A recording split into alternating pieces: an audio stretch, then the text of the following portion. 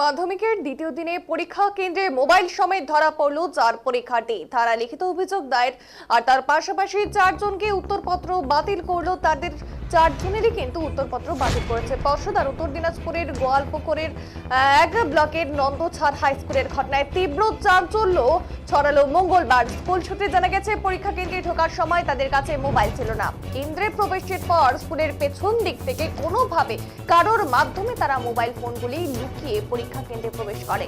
এরপর পরীক্ষা চলাকালীন সন্দেহ হওয়ায় ওই 4 পরীক্ষার্থীর কাছে তল্লাশি করে 4টি মোবাইল ফোন উদ্ধার হয়।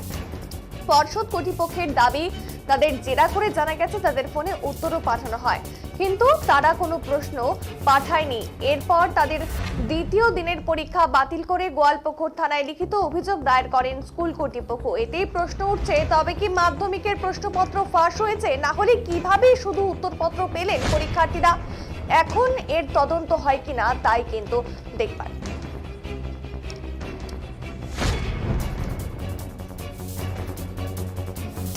আবার একবার জানাবো, ইতিমধ্যে কিন্তু একটি চাঞ্চল্যকর আপডেট।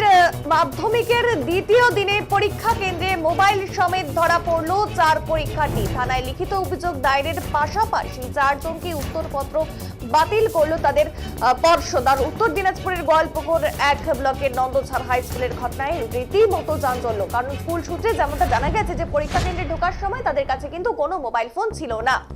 আর কেন্দ্রে প্রবেশের পরে স্কুলের পেছন দিক থেকে কোনোভাবে কারোর মাধ্যমে তারা সেই মোবাইল ফোনগুলিকে লুকিয়ে পরীক্ষা কেন্দ্রে প্রবেশ করে। আর এরপর পরীক্ষা চলাকালীন সন্দেহ হওয়ায় ওই 4 পরীক্ষার্থীর কাছে তল্লাশি করে 4টি মোবাইল ফোন উদ্ধার হয় এবং পর্ষদ কর্তৃপক্ষের দাবি, তাদের জেরা করে জানা গেছে তাদের ফোনে উত্তর পাঠানো হয়নি, কিন্তু তারা কোনো প্রশ্ন পাঠায়নি, অর্থাৎ সেই প্রশ্নগুলো কিন্তু পাঠায়নি, কিন্তু তাও কিন্তু তারা উত্তর পেয়েছে। আর এরপরেই তাদের দ্বিতীয় দিনের পরীক্ষাও বাতিল করে গোয়ালপুকুর থানায় লিখিত অভিযোগ দায়ের করেন স্কুল কর্তৃপক্ষ। আর এতেই কিন্তু সেই প্রশ্ন যাচ্ছে যে তাহলে কি মাধ্যমিকের প্রশ্নপত্র ফাঁস হয়েছে, না হলে কিভাবে শুধু উত্তরপত্র পেলেন পরীক্ষার্থীরা? এখন কিন্তু এর তদন্ত হয় কিনা এটাই দেখবার বিষয়। নন্দছাড় হাই স্কুলে ইংলিশ এক্সাম চলছিল মাধ্যমিক। আচ্ছা, সেখানে 1:30টার দিকে একটা স্টুডেন্টের কাছে পাওয়া যায়। ইনভিজিলেটররা যখন আমাকে রিপোর্টটা দেয়, সঙ্গে সঙ্গে আমরা গেছি, গিয়ে মোবাইল সহ খাতাটাকে আমার ঘরে নিয়ে আসলাম। তার সঙ্গে জিজ্ঞাসাবাদ করে আমরা জানতে পারলাম যে তার মোবাইল সার্চ করে দেখলাম যে অ্যান্সার শিটটা এসেছে। আচ্ছা, কিন্তু কোনো কোশ্চেন সে পাঠায়নি। আচ্ছা, সঙ্গে সঙ্গে আমরা তার কাছে জিজ্ঞাসাবাদ করে কোথায় পাঠালো, কীভাবে পাঠালো, তো আমরা জানি না। ও অ্যান্সার শিট পাঠিয়েছে নতুন হাই স্কুলের স্টুডেন্ট ওরা, এবং সেখান থেকে অ্যান্সারটা এসেছে। জাভেদ স্যারের নাম বললো। আচ্ছা, তারপরে আরও কে বন্ধু আছে আমরা জিজ্ঞেস করলাম, আচ্ছা। তখন 4 জন স্যারের ছেলের নাম বললো।